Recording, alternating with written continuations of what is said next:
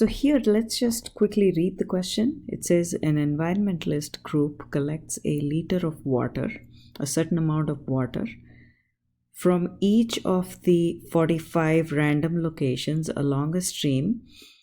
So why is this number 45 important? Because that's the sample size of this study. So 45 random locations, we are collecting samples of water. And what are we measuring? That is going to be our X, because the measure is going to be different from one sample to another, slightly different.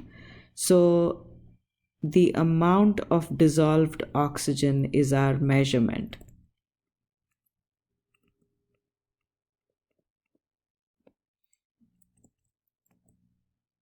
So that's our measurement X. In every problem, we are measuring something, and it's important to understand what exactly are we measuring.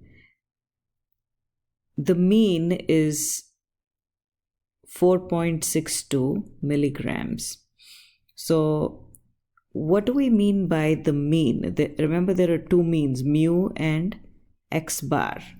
So from the context here, let's read the sentence or the first couple of sentences together. So an environmentalist group collects a liter of water from each of the 45 random locations along a stream and measures the amount of dissolved oxygen in the stream.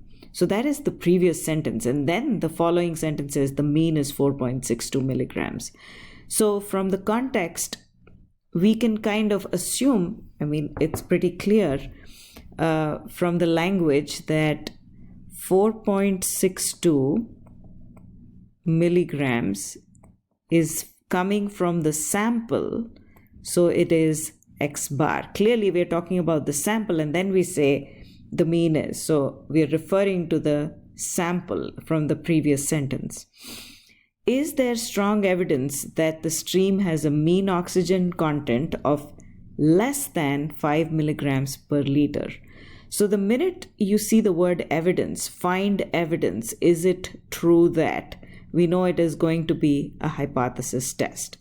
So for a hypothesis test, the first thing we're going to do is set up the null and alternative hypotheses. So the null hypothesis and the alternative hypothesis have to be set up first, and that would be under solve.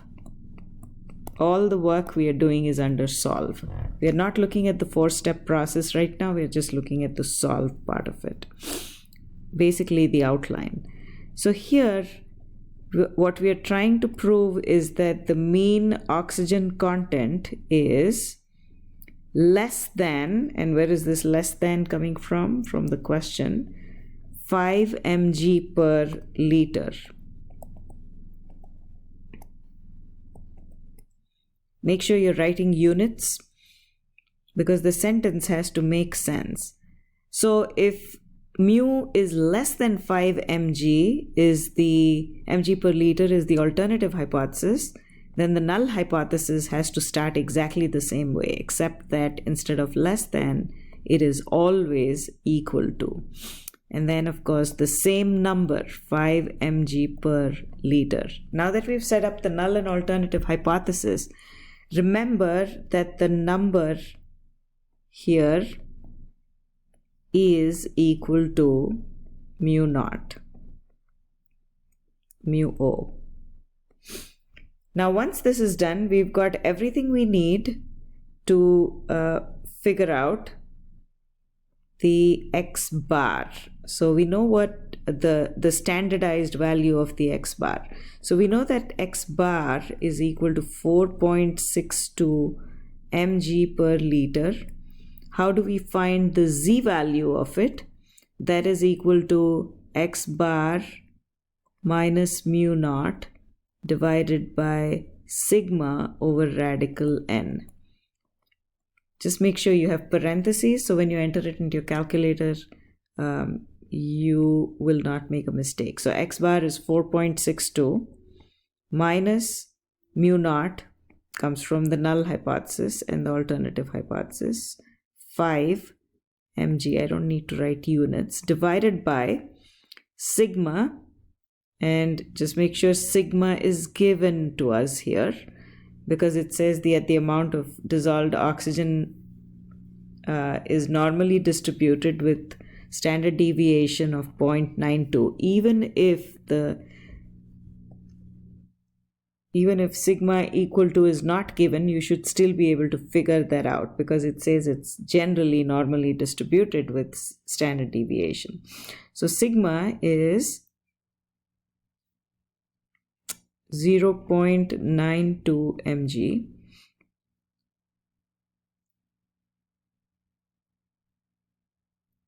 per liter divided by radical n, which is 45. Make sure you have parentheses in the numerator and the denominator, so then that way it'll be easier to figure out exactly what the answer is. Is equal to negative 2.77. Now, this is a very important step. The x bar has now been converted to its z value in the sampling distribution. So now, once we get the z value, it's a good idea to sketch the graph so we know what's happening. Always does this. And when I say sketch the graph, we're talking about the standard normal distribution. And -1, -2, -3, this is on the negative side. And what is the closest tail or the smallest tail? It is the area to the left. And clearly it's the area to the left. Again, just double check. The alternative hypothesis has less than in it, so it is the area to the left. Now, if it's the area to the left, all we have to do is go to table B and find the area to the left, which is one of the table entries. So we take this number to table B, and that'll give us the p-value because it is the area to the left. So the table B gives us 0.0028. So that area which is shaded is the area of the left tail. So we find the area to the left of the given z value, and it happens to be 0.0028. Where do we get this from? It's from table B. Now, as soon as we get this number, we know it is the p-value. It is the area to the left in this case, and that is the p-value. And this is a very important number because this is our evidence. So now, what do we compare our p-value with? If a significance level is not given, we can assume that alpha is 0.05. Let's just keep that as a standard, unless I tell you to use a different significance level. So why do we need the significance level? We compare it to the p-value and make a conclusion. Clearly, the p-value is less than 0.05. Remember that the smaller the p-value, the stronger the evidence. So it's always a good thing to have a small p-value. Since it's less than 0.05, we reject H0.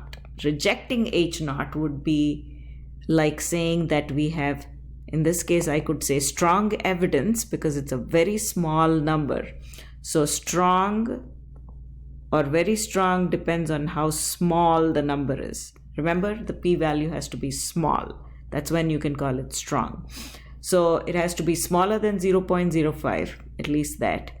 But in addition, if it's really small, you can say there is strong evidence to prove that the mean oxygen content in the water in this particular stream is less than 5 mg per liter. So this is the outline of the solution. But in this 4-step process, you have to write down everything formally. But this is basically the main part of the solution.